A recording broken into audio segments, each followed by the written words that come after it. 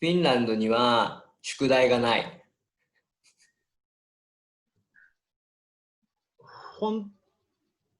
いや、はいかな。はい。本当に、やっぱりない。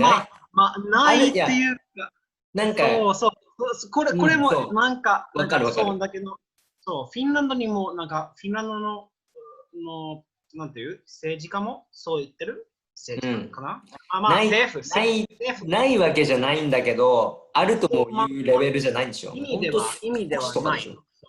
そう、意味ではない。その同じく、なんか、世界中の同じ意味ではない。そうだよね。そう、それも一応、なんか俺もそれを聞くと、なんか、これが違うじゃないと考えてるけど、まあ、同じ、なんか、we don't get as much and definitely nothing new. We don't have to do projects at home in primary school. そう。宿題がちょっと違うね。だよね。例えば、宿題の意味が新しいものを学ぶじゃない。それが意味が、宿題の本当の意味がフィンランドにね、なんか学んだことをなんか to make it more stable in your brain, to like really hammer it down, to really repeat and sort of reattach, because that's how the memory works. So the meaning is a little bit different how we give our because school, as everybody says, is a place of learning. You know, so that's where it's already supposed to happen. But then because the brain doesn't work totally like that, you don't always pay attention, you might be sleepy, you know, it doesn't always happen there. So you have maybe heard half of what the teacher has said or done half of the homework or the work in the school. And then when you go home and get homework, then you do sort of the same thing you did, but with new numbers or new areas or, you know, different types of way to polish your skills. はい。わかりました。長い返事ごめん。いや、OK。もう本当ね、安心する。あなたの。そうだけど、ごめんね、意見が結構ありますので。知ってる。短めに、短めにね。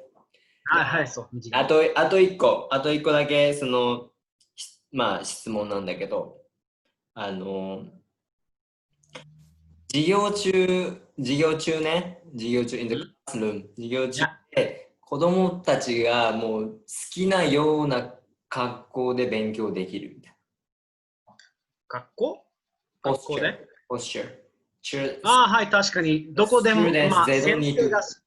They don't need to care about posture. They can say what they want to do. I mean, they don't need to they don't need to. They don't have to be like. They don't have to be like that. 確かにそう。because 意見言ってもいいんでしょうか？いや、意見じゃなくてもなんか理由言ってもいいんですか？そうだね、理由。So depending, of course, of the situation, if we have a lot of free work or a lot of like freedom in the classroom as well. The children they don't have to sit straight, but as long as they are not disturbing somebody, for example, because we have for smaller children who have a little bit, you know, they have to move around a little bit. Some people are born that way. They don't have a diagnosis of ADHD or anything like that. But some people like to, you know, play with a pen, maybe, you know, go like this in the chair. As long as it doesn't, you know, disturb other students, it doesn't mind. And we also have different kind of furniture in the school, in the classroom. We usually have sofas, for example.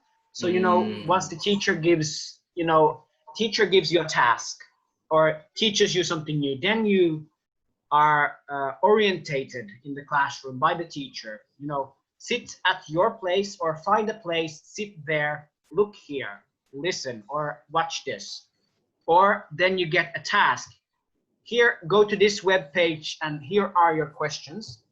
But once the teacher that has given the instructions, then the teacher just go ahead, do like start learning, sort of. Wow. Well, this is very, very generalizing this, but mostly that's how it goes. That we have, for example,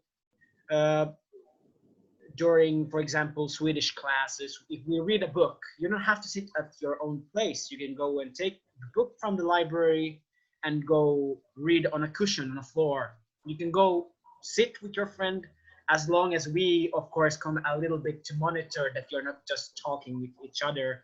But, you know, we give a lot of responsibility to the children as well, you know, that they can chit chat a little bit, but then we come and, you know, monitor and say, hopefully you're reading, you know, we don't go there and just stare like angrily, read, I'm watching you, you know.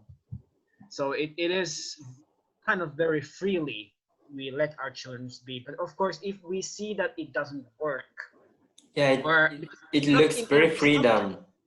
Yes. Yeah, isn't it that with great power comes great responsibility from Spider-Man? But I think with great freedom comes great responsibility as well. Yeah. So super cool. Seriously, super cool.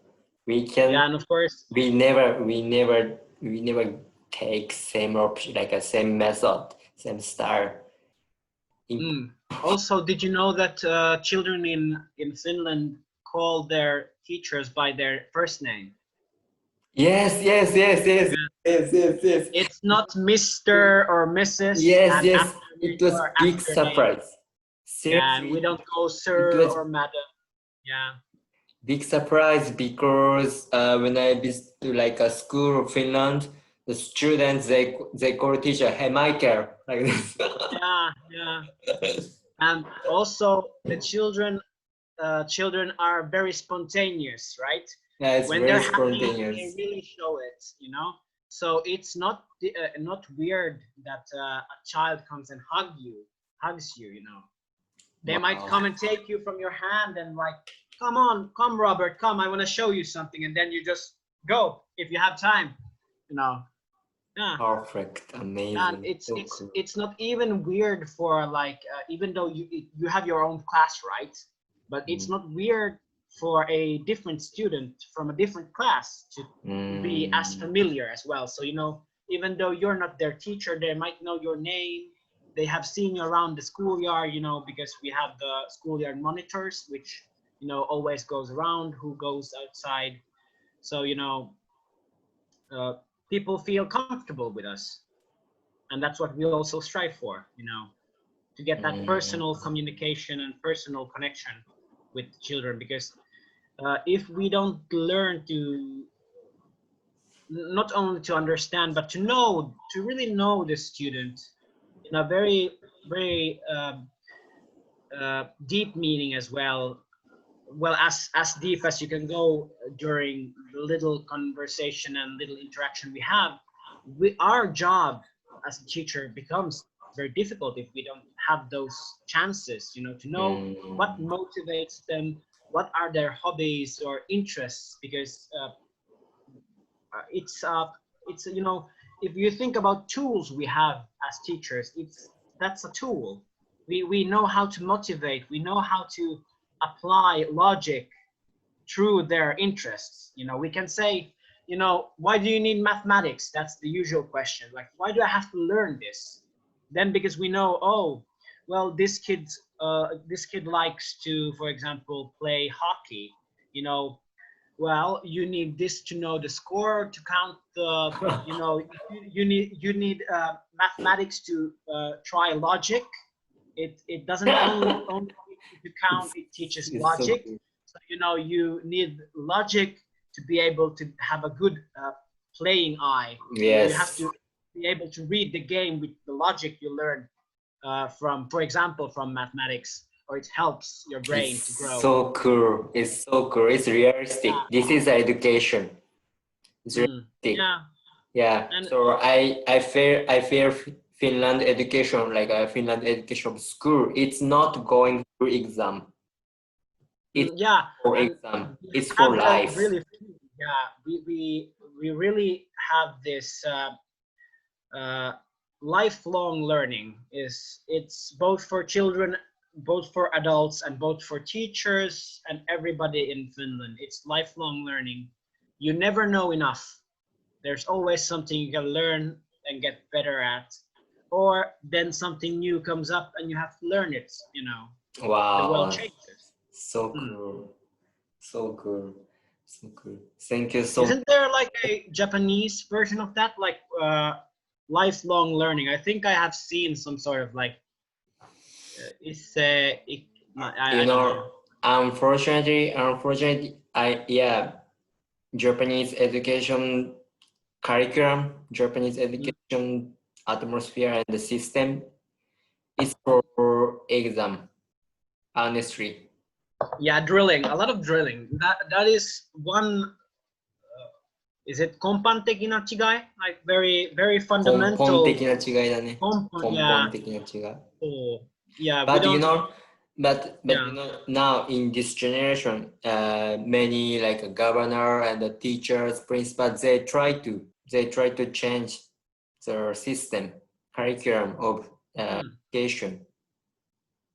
I mean, to like education for realistic education for life. So what's the important, always they are thinking, what's the important skill for children? That's why we studied, for example, programming class. Yeah. For example, programming class, English class, conversation time, because it's very important skill. Yeah. And like country. So yeah, and like I think Japan is doing a lot right, but there is like a few fundamental things or methods that are so different that it makes the big difference in our educational system. Because Japan is, even though a lot of it is drilling, like you learn it just by remembering and then you forget it for the next test and the next test and the next test. Yeah. But like it still doesn't mean that there aren't other skills that drilling is actually teaching students, but it is very narrow way of seeing it, and like making the education more personal, the teachers more human in a sense, because I've heard horrible stories about teachers and students getting bullied in Japan. Yes. And not only by students, but by teachers as well. Yes. That's so shame. The worst thing I've heard. Of course, this happens in Finland probably also, but it sounds so sad when you hear these stories. Both in Finland I've heard and in Japan I've heard. That a new teacher comes idealistically with a bright view of the future, comes to the school, and the old teachers get very, very short, very, very angry with the new teacher, because why are you bringing all this new knowledge here? Because now you are making me look bad, and you're sort of forcing me to have to learn something new, because you come and bring this new stuff into our school. And that sounds so backwards. But that's, for example, one way Finland sort of counteracts that is that teachers regularly get reschooled. We get like these seminars and and these types of reschooling or additional schooling for our teachers as well. So for example, they get read up on the newest science, for example, or they get classes, so to speak. So even our teachers who have maybe been teachers for 40 years, they still go to school sometimes to learn. So that they are not so out of touch, so that they also have this basic knowledge. Thank you so much a lot. Thank you so much today. I got a lot of information from you. I talk a lot. And I'm impressed I'm impressive. What you say? Thank you. Yeah. That's why I love Finland. Seriously, yeah. Okay, so I'm a person who related education in Japan. So when I go to Japan, I will share to them about Finland education system. Okay? Please do. Yeah, because they have to learn. They have to learn. Especially they have to get a lot of, like a effective method, like a good, good point or a lot of option from other country, especially from Finland. So I want to share to them. Okay. Maybe someday when I come to Japan, maybe I can come with you as well. Yeah, sure.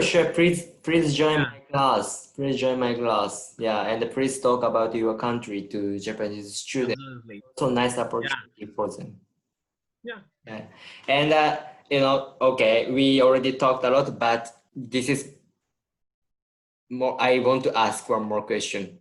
It's also it's not about education, but it's also a very important question as a Japanese. Yeah. In Finland, Finland is the happiest country in the world. Yeah, Finland or Denmark. Yeah, Finland or Denmark. Always Finland. Finland. Yeah. No. No, that's right. Yeah, even number two is perfect. Yeah, number one, number two. Always Finland is number one, number two in the happiness ranking. So please give us some like advice to be happy person or to feel happy. Because don't take yourself because unfortunately happiness, I don't want to judge by only happiness ranking, but unfortunately Japan is maybe 56 or 55, not so high. In spite of we have a lot, we have everything. Children can go to school, every children can go to school, and the Japanese society is okay, no problem. We don't have and we don't use poverty. So, but unfortunately, Japan is, we cannot be, or many people have complained to Japanese society, Japanese government, education, and so many people try to do suicide. Yeah, well, or like social. Well, Finland, even though we have also our happiness index, maybe says we are the happiest country, but we have a pretty gloomy suicide rate as well in Finland, and among other things in the world. It's in the world, like a human being. Well, that's one. That's one critique. If I say only number, number. So if you have some like advice or some opinion to Japanese people about like happiness. Two pieces of advice, I think. Okay. It is don't take yourself too seriously. Not everything has to be so serious. Of course, this might be very hard in Japan, where very often being courteous, being very polite is a form of societally forced. Well, you take things too seriously, in a good way as well, but mostly it creates pressure. So don't take yourself at least too seriously. Give yourself a breather. Don't take everything too seriously. Don't take yourself too seriously. And the second piece of advice is try to see the good in the other person. Always try to see the good points in the other person. To like really try to see the good. It's hard because you very often it craves a lot of work to see the good, or a lot of deeper thinking of the other person to see the good. Even a person who is rambunctious, annoying, loud, even they have good qualities if you have the chance. Those two things, maybe.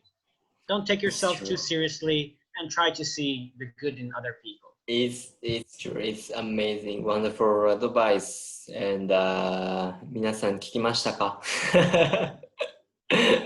Yeah, I think all Japanese people have to take that advice. Yeah, especially adult.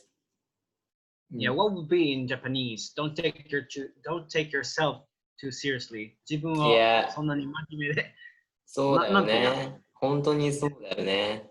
本当。そうだけど日本語でどう言ったらいいんでしょうか。なんかね、逆になるけど、人のために行き過ぎてるんだみんな。そう確かに。まあ、それも立派な。もうそれもそう、立派なことなんだけど、自分の人生だからやっぱ自分のために生きないと。どうしていつもそうしなければいけない。もったいないよね。息抜きをとって、なんか今日は悪い日だからなんか世界がもうなんかそうなんか自分の時なんか自分の時間も作って、そう本当そう、もう本当に日本人はね、本当なんかもったいない、下手くそ、本当なんかもう本当なんか人と比べて自分はどうだとか、世間はこうだから自分は自分もこうならなきゃとかさ、そんなことどうでもいいじゃん。結局さ、僕もやっぱりよく普段講演でI often talk about it especially to my student or about what your life like what your happiness how do you get happiness だから結局自分は何がしたいのどう、幸せについて考えたことあると時が一番幸せなのとかそこにもっと追求した方が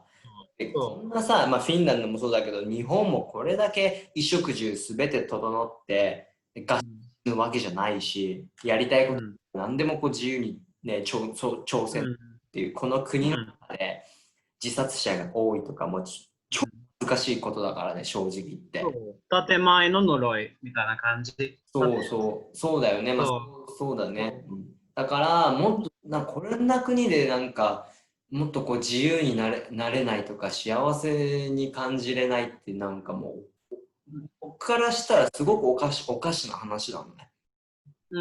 そう自分に嘘つくみたいな感じそうだよねもっと自分の好きなようにやればいい。言わないと礼儀は礼儀それがそれこれはこれなんか、もっと本当のことを話したら自分もなんか楽になるしね。楽な気分がするでしょ。そうだよね。ありがとう。Yeah, you can always speak truth and not be mean, or you can be polite and tell the truth always. So. ちょっと長くなりました。ありがとうございます。はい、楽しかったです。いや、こっちも本当楽しかった。久しぶりだったね。ちょっとまた、maybe I should go back to Finland as soon as possible. Yeah, if you can't fly to Japan from India, but you can fly to Finland, then maybe consider. Yeah. Now I miss so much, especially sauna. Sauna, oh. Yes. はい、ありがとうね。ありがとう。はい、じゃあ勉強頑張ってください。立派な先生になれるよ。立派な先生。なります。はい、じゃあね。